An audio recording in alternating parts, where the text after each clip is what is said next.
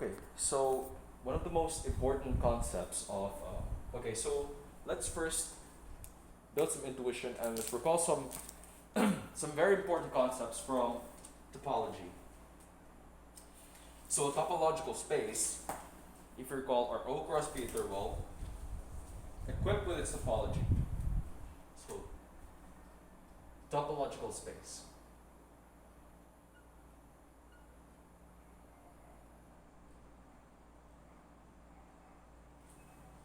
A topological space is a set X equipped with its topology.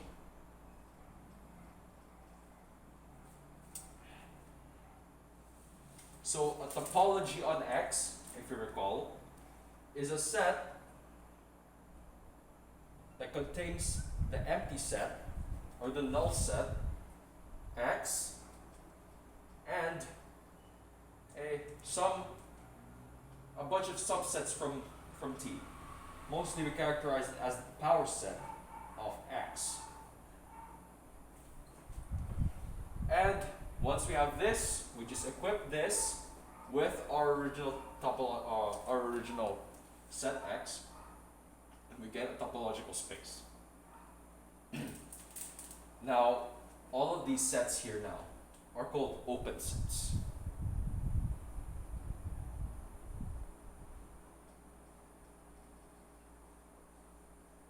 So any set that's part of the power set of X, any set X itself, and the null set are considered open sets here. So some conditions that we need to establish for a topological space to be a topological space is one, that of course the null set and our original set X are part of the topology. And the next, arbitrary unions of open sets are open. So if we have some subset A, alpha, in X, where alpha is indexed by a set J, then the union over all A of A alpha is open, or is part of the topology. Because we already established a concept of openness. It's an element of the topology. And since it's an element of a topology, it is open. Now, the third and final condition for topology in this topological space is that finite intersections of open sets are open. So we'll use the same thing. A alpha in X, alpha indexed by set J. Now the intersection over all alpha of A alpha is also open. So every finite intersection of these family of subsets from X are also open. So going back to Femboy theory, when we're thinking of the set as a collection of femboys, and of course a collection of their attributes and what they are, or how we describe them, their states. When we take the intersection of a bunch of them, or a bunch of subsets that we claim to be open, then there are certain characteristics that overlap. So let's say like one or two femboys are indeed gay, while one or two are indeed straight. And if those intersections, or those femboys, or those attributes, being gay or being straight, are part, or actually they are part of T, and they are open. So the intersection and the union now. So if we combine subsets or collections of femboys in our space that we claim to be open, so open group of femboys, then of course they are open. And so our topology qualifies as an actual topology, and equipping it with our space gives a topological space. So O cross P is obviously a topological space, equipped with its topology, of course. So now I'm going to construct the topology with what is known as a basis. Plural bases. A basis is a collection of open sets whose union we can express or such that any subset or element of a topological space can be expressed as a union of these bases. And they are important for constructing topological spaces, especially O cross P. Now I didn't construct O cross P quite properly back in position theory, so I believe we'll do it now here. So, and I do believe I should have done that in Femboy theory, but hindsight is 2020. Okay, so let B be a base cis for X. Oh, for topology on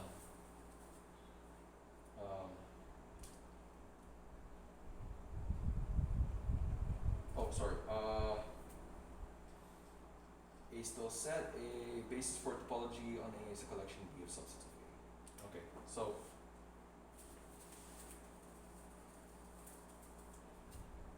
B is a basis of X if and only if one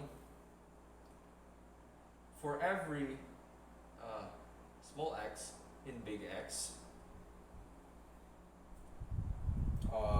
there exists some let's exist. This is for all x in big X. There exists a y in big X, so another one, such that this is y is an open set, because when we want to denote membership of an open set, or if we're showing an inclusion relation between an open set and our given set, we'll say like a subset of it is open, right? Because it's inside its topology, then we say it's an element. So though we can pretty much say that this is an element of X, because we sometimes treat open sets as just elements of X, right? Though it would be much more convenient to say that Y is subset of X. But because Y is an open subset of X, or an open set of X, we usually use the membership. We just use epsilon here to denote membership instead of this cup. Okay. So Y here is an open set of X. So there exists a Y in X such that X is contained in Y. So X is inside this open set. So for all elements in X, there exist open sets in X such that those points, all in X, exist in that for elements of it. So, and also the union, not the square union, but just the union of all Y in the basis. Y is in the basis, sorry. Y is in the basis, not really the space. And so the basis, you can say, is a subset of X, or a collection of subsets. Okay, so Y for all, we're gonna union over all Y, over open sets inside the basis. And so that's equal or of all Y, and that's equal to the union of this set Y such that Y is in basis, and that's all just equal to the entire set X. So really a basis could be any element of any open set in X, so long as when we take the union of these open sets, they would give us the entire space.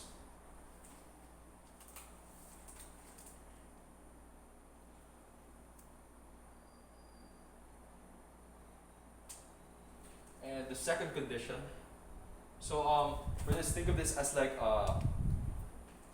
the main,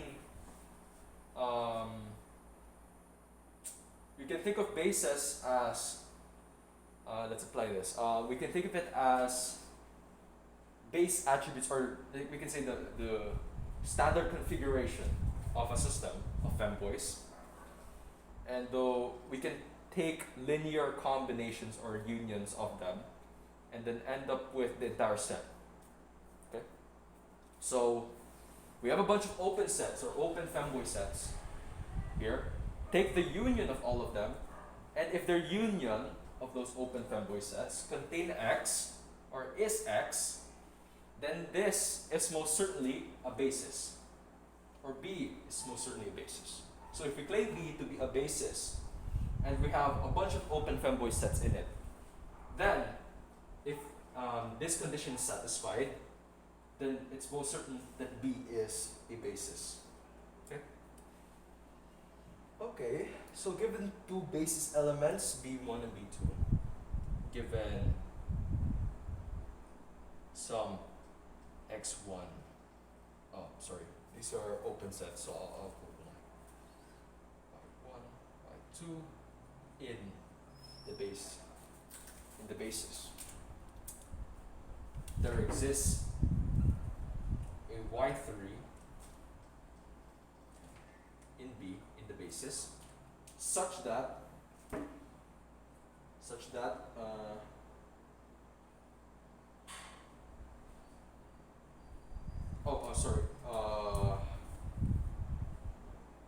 and some A, given is and some,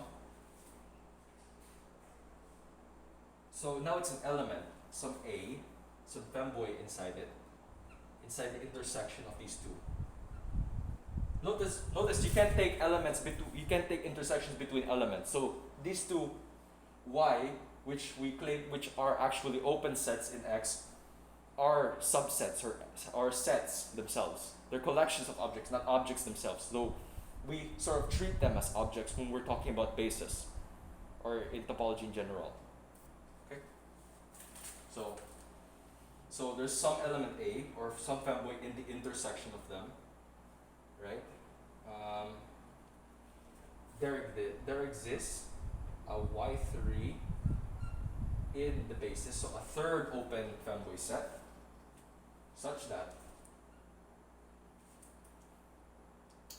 A is in that new open set, which is a subset, or we can say is an element also, but yeah, it's an element of the intersection between Y1 and Y2.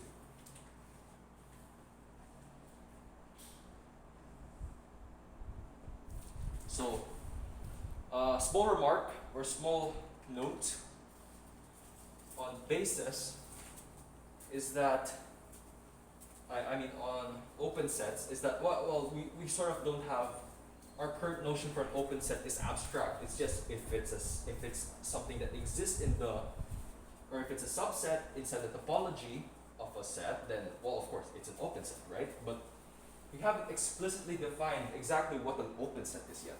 So let's define it here. So a set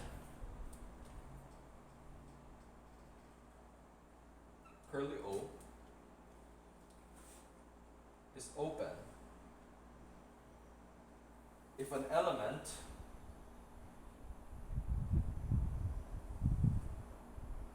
small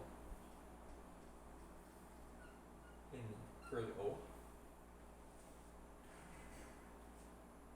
has a neighborhood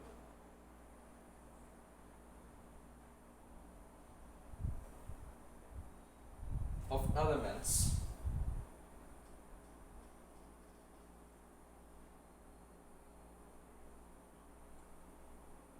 contained entirely in O.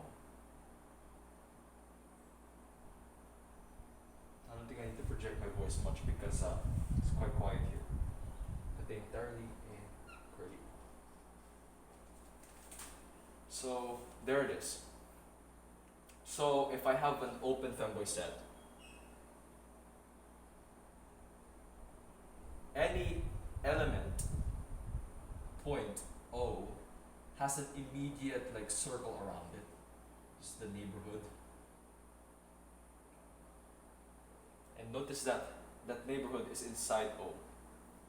But how about points on the boundary of O? Well, there are really no points in the boundary because it's open. Because so it has a closure, but it has no walls. Think of it like a bound. Think of it like a city with no walls. Okay. Think of it with a kingdom without walls, or a castle without walls. Right. Or a house without fences. There are still things inside it that are contained inside it, but ultimately it has no boundary. So in geometric topology, that's how we think of it. That these sets here, that open sets are sets that don't have boundaries.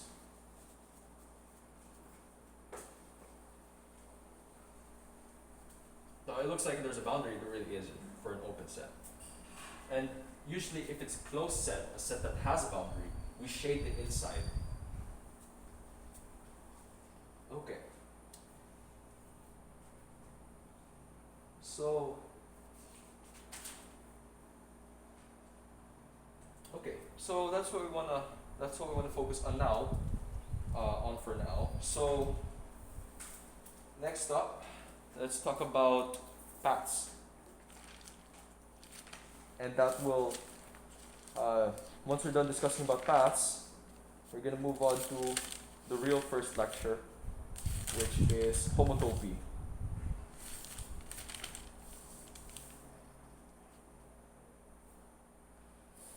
Okay.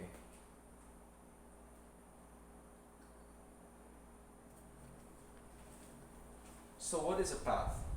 Or at least in our context. So we have always thought of femboys as a discrete amount of points. So this is a femboy, that's a femboy, another femboy, femboy here, femboy there, femboy everywhere.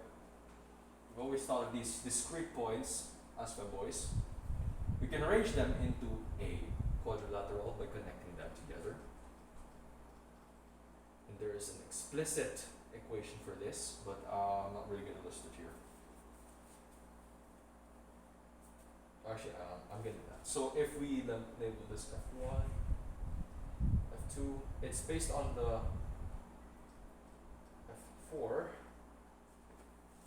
If I remember correctly, so the quadrilateral Q, go to the set, some V, F1, plus V to F2. You still see this? Yeah. Plus some V3, F3, such that, well, there's some conditions that I neglected to note down. But any femboy that satisfies this is contained entirely in the closure of Q. Now the closure of Q is just, the interior of Q, not the closure, the interior of Q. And surely the meaning of interior is already intuitive by now, it's the inside of it. If you think of this as a house. So any femboy we claim to be inside this quadrilateral is inside its, is contained entirely in its closure. So you think of it as a wall of femboys standing beside each other. So you think me as one, there's another one beside me, and then we're standing shoulder to shoulder, making a line. So that's what I think of it. So right. So we have a discrete amount of points. Currently we have 1, 2, 3, 4, 5, 6, 7, 8, 9 femboys on the board right now. But what if we were to string them all together in a line? String into a line. 1, 2, 4, 6, 8, 10, 16 femboys put into a line. Suppose we're gonna let them go to war, or we're training them or something like that. Or just lining them up for some random things. So this now forms a line, but if we make it finer and finer and finer, we get something that's close to this. Not precisely this, that would require infinite amount of femboys, but something that's close to it.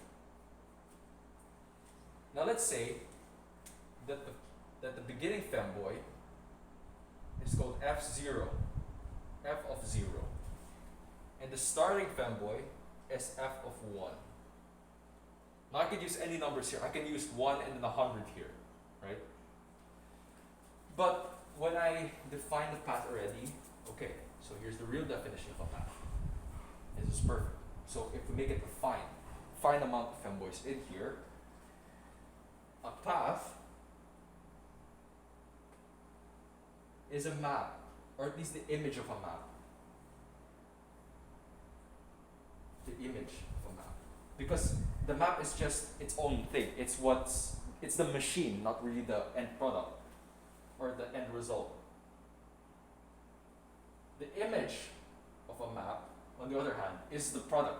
When we throw something in the machine, what we get out of it, that is the image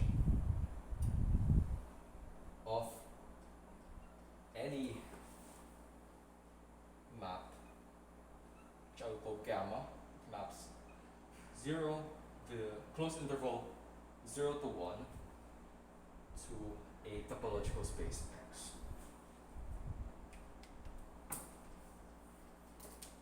Now, you notice that this is actually a curve.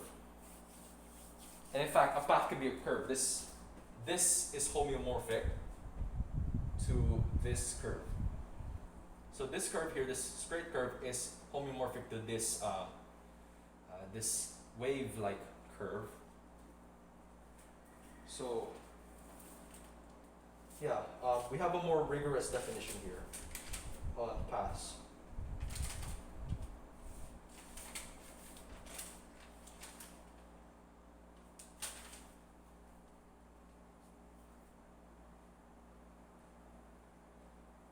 Okay, that's pretty much it though. This is actually the definition itself. But to be more precise, it is a continuous map. So this has to be continuous. So when we map 0 to 1 onto this topological space, we're in, of course, the image of 0 under gamma is the starting point, and then the image of 1 under gamma is the ending point. We cannot have any breaks in it. So it cannot be that 1/2, which is part of here, doesn't have an image. So it cannot be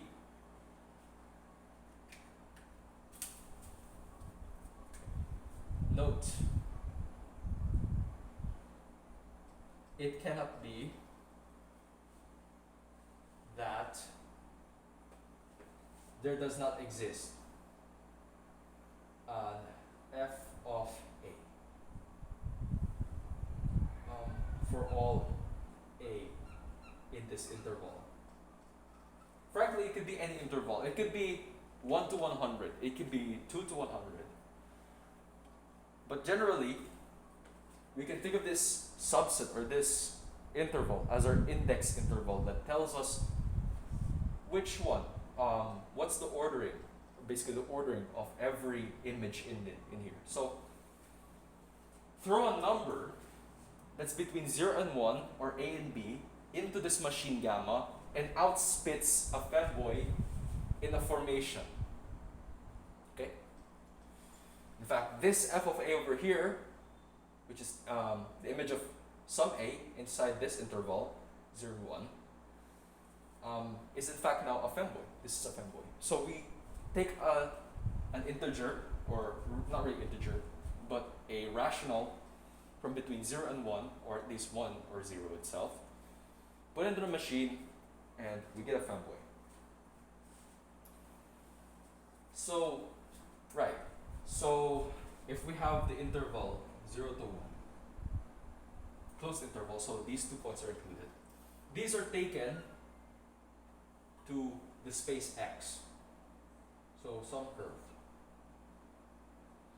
And usually to denote where the curve is going, so where the function is moving from 0 to 1, we will use this special tick mark. So now this is f of 0, f of 1. Now there's a special case called a loop, wherein f of 0 is equal to f of 1. So this is what it looks like.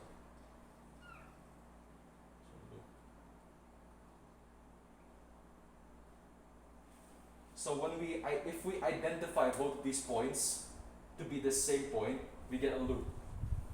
And that loop is homeomorphic to a circle. So, so a circle of femboys, right?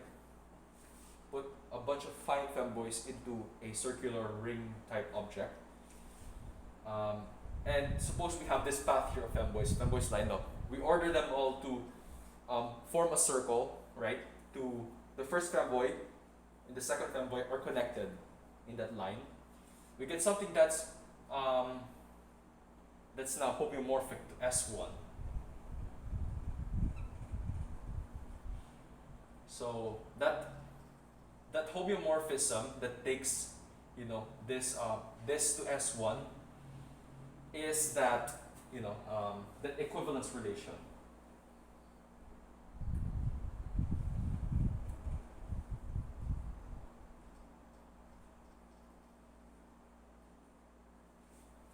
So it takes two inputs. The inclusion map takes two inputs, which is f0 and f1 in X, which is the domain of the function. And in fact is where all this should all the images of this map should be in, are taken to S1 by the special inclusion map. We're in this inclusion map of f0, f of 1, f0 identified with f of 1. And with that, we are able to form a femboy circle, or a circle of femboys. And yeah, fs1, I believe. We define this to be fs1, wherein, of course, fs1 is equal to this conditional object, fx squared plus fy squared equals fr squared, such that, well, fx, y, and r are in capital F, the space of all femboys. So that's fs1. And any curve that we identify the endpoints to be the same point is homeomorphic to this. So that's a neat thing. So it's a loop.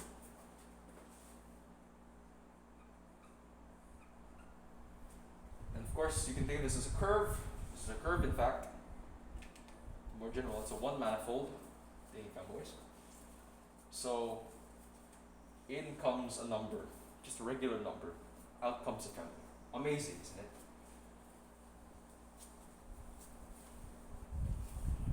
Okay. So now that we've talked about maps,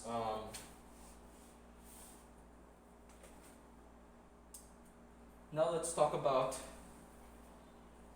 homotopy.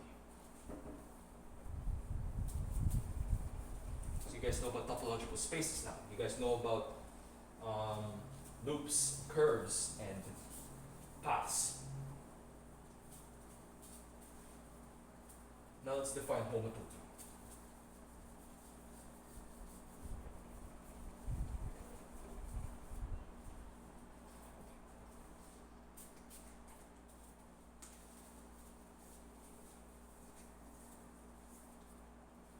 Okay, so,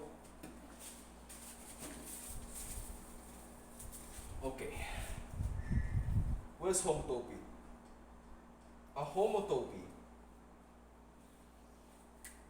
is a family of maps.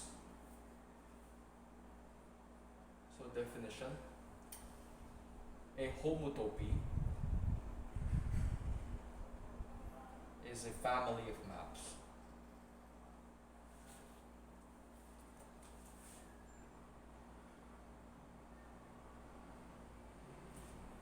which we will call f sub I, that maps one topological space onto another. So I is indexed by index set J, such that if we combine them, their combination, which we will call a capital F, that maps space X, and then it takes some number between 0 and 1 included. It takes them all to 1. With, of course, this image here. So some X in big X and some I from the index set is taken to f sub I of X.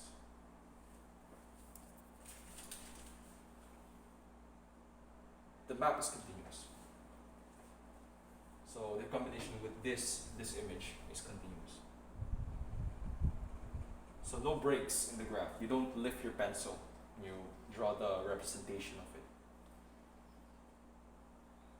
Okay, so now you understand now that this is very important when we're determining that two collections of femboys, or two femboys in a line, or two huge collections of femboys, or topological femboy spaces, even the Bussy space, are the same.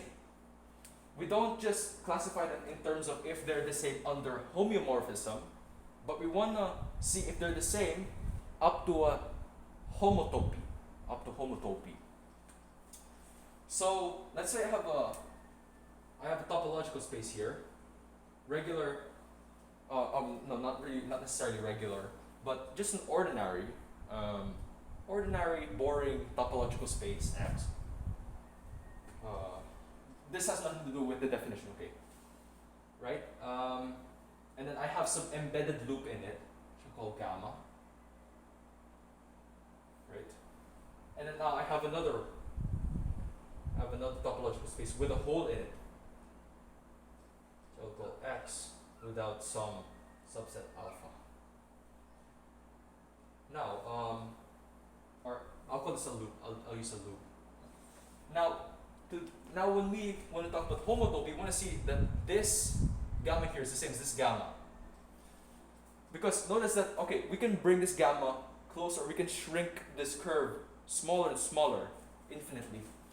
But notice that when we run gamma around this hole over here, when we try to shrink it, it stops. Because that's where the boundary is. No element, or when we try to make elements here go smaller in this image, the elements would end up outside the set. But we needed that the curve exists inside the set. So it stops there. It can't shrink any further. I mean, we can shrink probably curve over here or curve over here such that it's not around the circle, but ultimately there will be a curve such that we can shrink it. So that's what puts these two separately. What makes these two separate? That we can shrink this loop, but we can't shrink this loop because there's a hole there. So that's what homotopy is all about. That when we embed, or when we have two loops in the topological space, we want to determine if those two loops are exactly the same, or actually curved, really. We want to see if they're the same. And in fact, this shows a family. So, yeah. A family of them. Okay, so now we say that two curves or two maps are homotopic. They said that two maps are homotopic if the homotopy satisfies the condition that given our topological space and some subset, if you restrict a map to that subset, that restriction or the image of that restriction is independent of T or I for subset A of X. So, okay, let's make a condition or another definition. Definitions are very powerful in mathematics. I mean, you can always make theorems and then prove them out of axioms, but ultimately, if you make a definition, It's like a mini axiom, to be honest. A mini axiom. Okay. Two maps Fi and Fj are homotopic.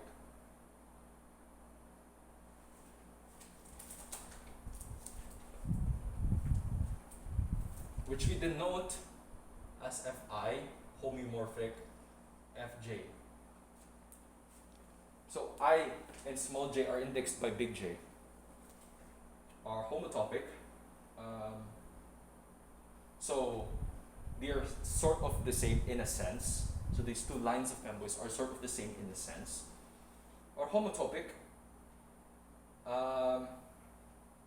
If the homotopy, so the family they are both in, satisfies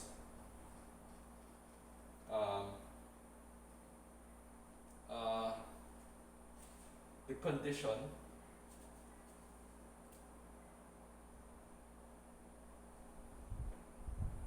that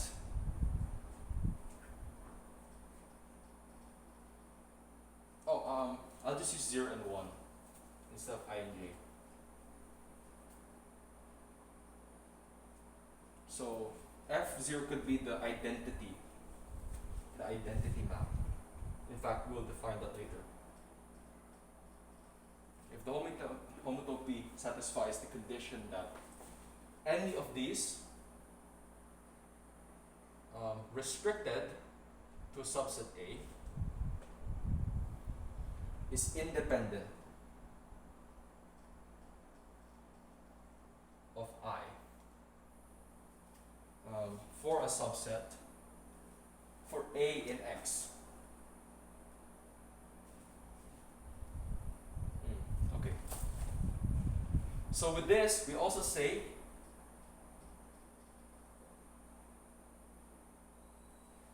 F0 and F1 are homotopic with respect to A in X.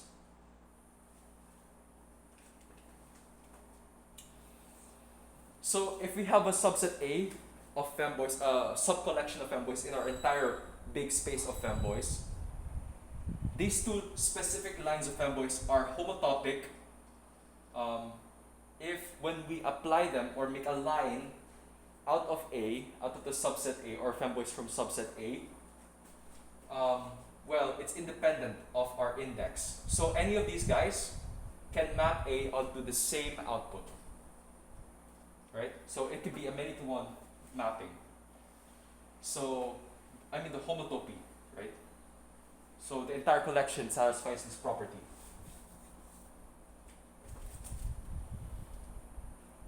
So an example of this is a retraction and a deformation retraction. So the best way you can think of it is a thick letter, or actually let's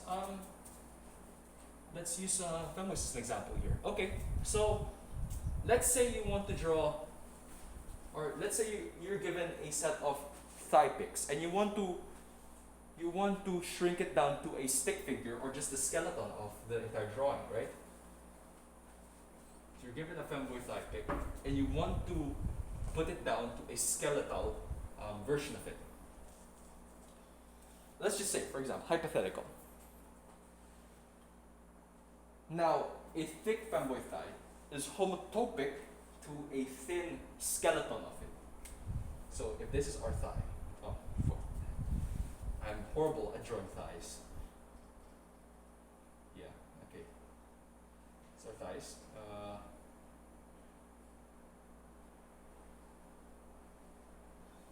Now this entire space, we can think of this as a space, is homotopic to two sticks, believe it or not. Because, okay, think of these sticks as some subset of these. So I'll draw the thighs again. And then think of these sticks as the ones inside here. Now ignore the socks. So we can map every point on here onto the sticks. And it looks kind of like a leaf now, but notice that these lines here just denote us taking these their own separate points on from the thick femboid thigh to the stick femboid thigh. So that's what shows that these are, and then, in fact, this is called a retraction. Okay, so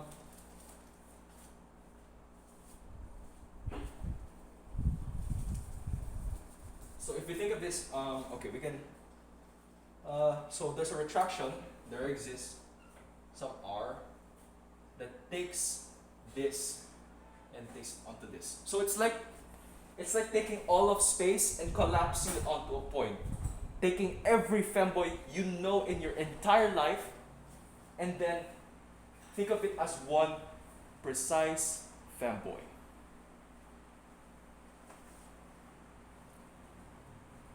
Yeah. So yeah, think about one femboid, right? One point, and every femboid in the space that you know, everything you know, all collapse onto that one point and are essentially just that femboid. Right. So like think of F, right? So F, capital F, is homotopic to the zero femboid, let's say. So there exists a homotopy that gets everything and sends it to that. And in fact, this homotopy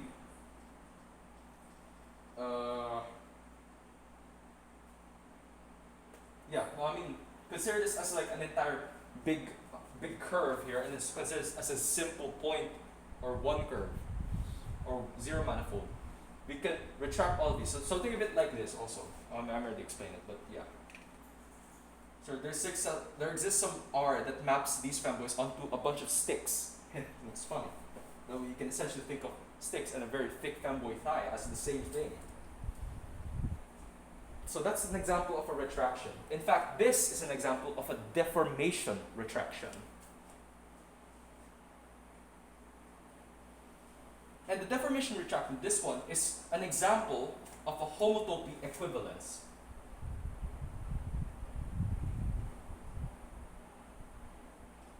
So you know the regular equivalence wherein you equate two things that are very similar under certain conditions.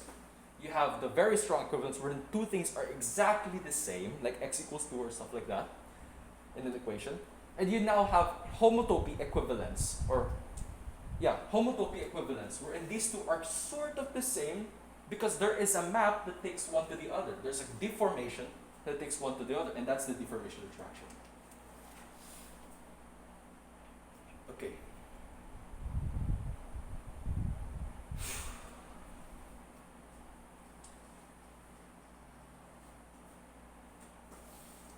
Now, let's make this more precise. So that R that takes the thick femboid thigh to the thin femboid thigh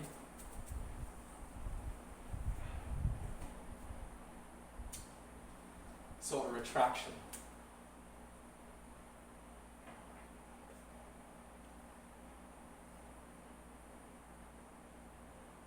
A retraction.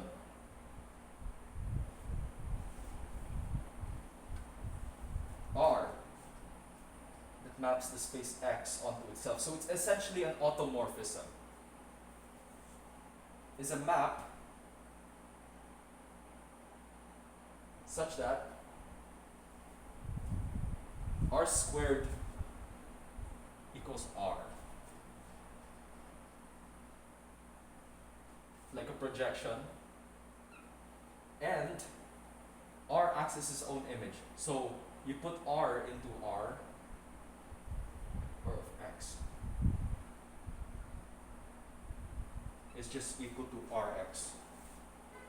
So try to compose the retraction with itself. Try to retract the femboid again, but you get nothing. It's just the same thing as doing nothing, right? Do nothing to the image.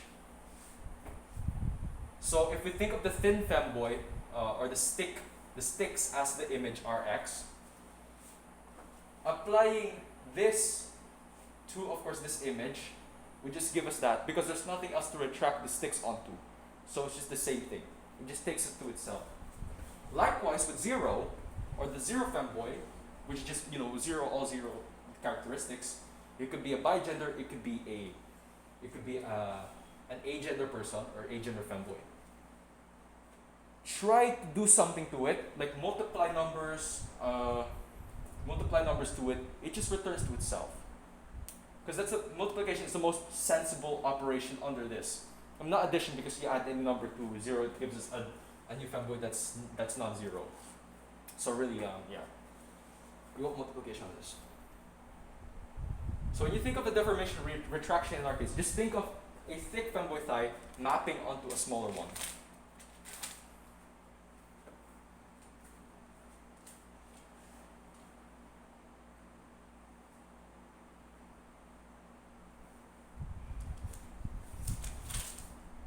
Okay. So that's an example of homotopy equivalence.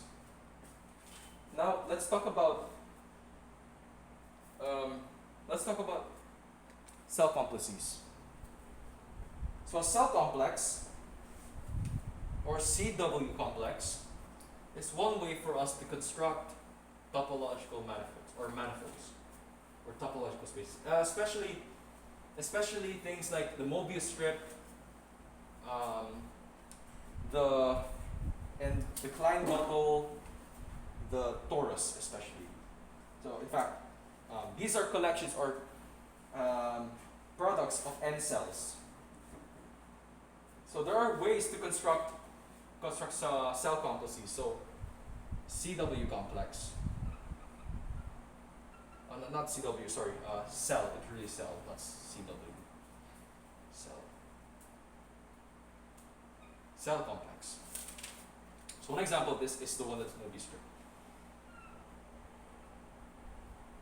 Or the one for this. Okay, so this is here, identified with that. B, A, A, A. So this is homeomorphic to this. Because these arrows indicate which edges we glue together or identify with. So these two are pointing upwards, the arrows pointing up. So that means we glue these guys together. So we get a cylinder now. Right? And then because we have a cylinder now, notice that these A's now are little circles around the top and bottom of the cylinder. Because they are pointing the same direction, the arrows, we want to put them together or connect them directly together so we get the torus. So this strip, this little figure is A. And then the entirety of B runs throughout the cylinder.